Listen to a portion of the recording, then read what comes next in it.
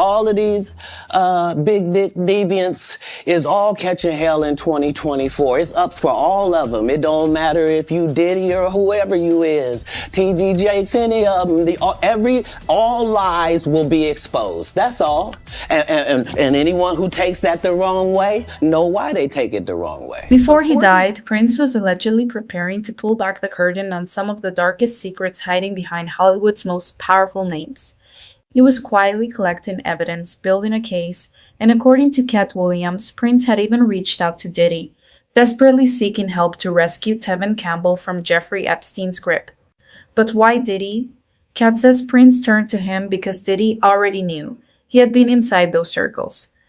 He had witnessed things that most people were never meant to see. Because in 30 years, I've done nothing but collect information, knowledge, and your secrets. So if you and a man was in a corner doing something you wasn't supposed to be doing. Allegations suggest Prince had personally observed abuse taking place within the industry and possibly on Epstein's Island itself. At the time, many wrote off his words as cryptic ramblings, the kind of thing you dismiss as paranoia. But now, with records tied to both Sean Combs and Jeffrey Epstein resurfacing in shocking detail, Prince's words carry a very different weight. So what exactly did he know, and why of all people did he go to Diddy? Katt Williams has never been the kind of man to soften his words. His commentary has always cut deep. But lately, what he's been saying doesn't feel like comedy at all. It feels like testimony. He's been connecting names, circles, and patterns, all pointing toward a system built on silence, sustained not by chance but by contracts, influence, and fear. And at the center of it all, Epstein's Island and the Hollywood elite who kept finding their way back to it. Prison's a friend of mine. Yeah, he was like unlike anybody in the world. He was just an amazing individual. I was able to meet him when I was 12, and I knew him my entire life through all of his changes. According to Katt, Prince had spent years quietly documenting what he knew. He allegedly had audio recordings, real evidence, detailing what Tevin Campbell experienced and witnessed inside those elite circles. And here's where the story becomes more complicated. Some reports claim Prince approached Diddy specifically to help free Tevin from Epstein's world. But Katt Williams pushes back on that narrative.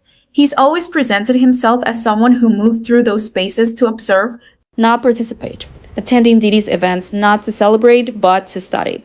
According to those close to the situation, there's no way Katt would have allowed Prince anywhere near Diddy's orbit without warning him first. So if Prince went to Diddy anyway, it means he had no other options left. Tevin Campbell became a figure of deep sympathy within industry circles. Stories circulated for years about powerful men who crossed professional and personal boundaries with him. One name that kept surfacing was Quincy Jones, a towering legend who climbed from the underground music scene in Chicago all the way to the summit of Hollywood. After his death, allegations began emerging that Tevin had been waiting for that moment, waiting to finally speak about how Quincy allegedly mistreated him, and why so many in power chose to look the other way. Tevin had already made waves with the candid interview where he made sharp, controversial statements about several major celebrities. It shifted public perception against him almost overnight.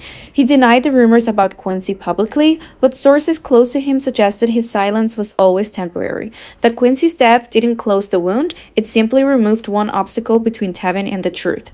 He had grown deeply disillusioned. By the early 2000s, he was recording sporadically, working with different producers, but his passion for the industry had quietly disappeared. So if you and a man was in a corner doing something you wasn't supposed to be doing? You won't tell it? No, somebody come to tell me. Okay. I gather that, I value that, I'll pay for that. Come, tell me. I know so many things I shouldn't know, and they all know it. Prince had been the one who introduced Tevin Campbell to the world. In 1990, through his film and soundtrack project Graffiti Bridge, a 13-year-old Tevin stepped into the spotlight and never looked back. The song from that project climbed to the top of the R&B charts and earned him his very first Grammy nomination. He became a Paisley Park protege, connected to one of music's most untouchable figures. Their bond deepened. Prince contributed 4 songs to Tevin's multi-platinum second album, I'm Ready, under the pseudonym Paisley Park. He was so moved by one track that he recorded his own version for the Gold Experience in 1995. He wrote songs addressing racial inequality and the historical weight carried by Black Americans at Tevin's own request. Their collaboration only ended because of Prince's bitter legal war with Warner Brothers. Since Tevin remained under Warner's contract, Prince refused to keep creating content for a label he was actively boycotting.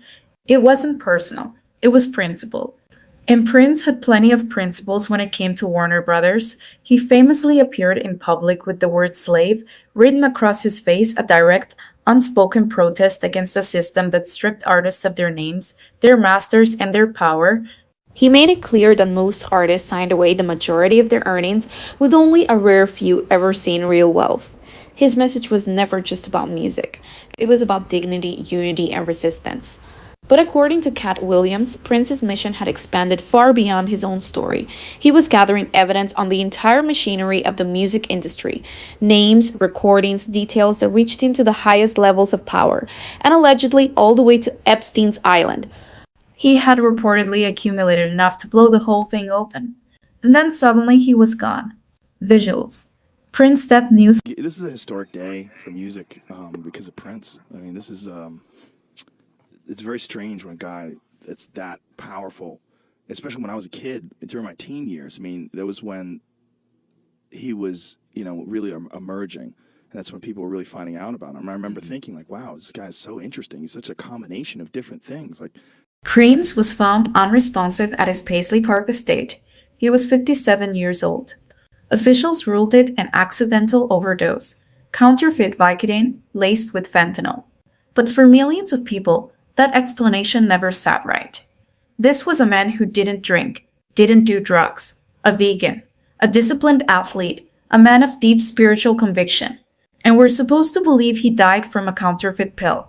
Days before his death, Prince had posted a photo with a message later deleted that hinted at something darker. At a gathering at Paisley Park, he looked out at the people around him and told them to wait a few days before wasting their prayers. He knew something was coming. He was trying to warn them. Katt Williams was direct about what he believed. He was deleted, period. The music industry, he argued, has a long and quiet history of removing those who become too loud, too dangerous, too close to the truth. Prescription drugs, manufactured overdoses. Sheila, do you even want to know how he died? In my heart, I already know. You think you do? Absolutely. What do you think happened? Yeah, I can't share. Yet even as Prince was framed as Tevin's protector, allegations surfaced against him as well. Some claimed Prince was not as removed from the industry's darker circles as people believed. He was spotted socializing with Diddy, and several women, including Kennedy Connor and Charlene Friend, came forward with troubling accounts. They alleged Prince filmed them without consent, threatened them, controlled their movements, and in some cases became physically violent. Jill Jones recalled the 1984 incident, where Prince kissed her friend without permission, triggering a confrontation, and she alleges the retaliation that followed was severe. Susanna Melvin described a life of monitored communication and restricted freedom while living under his roof. The picture that emerges isn't simple. It's not a clean hero and a clean villain. It's something far more uncomfortable. A complicated man. This was never just about one person, it was a system, a machine designed to exploit the young, protect the powerful, and silence anyone who got too close to the truth. More documents are being unsealed, more voices are stepping forward. More questions are being asked, and they deserve real answers. What did Prince know? Was he a guardian, or was he part of the game? What did Tevin witness? Why did so many powerful people stay quiet for so long? The truth is still unfolding, and we cannot afford to look away.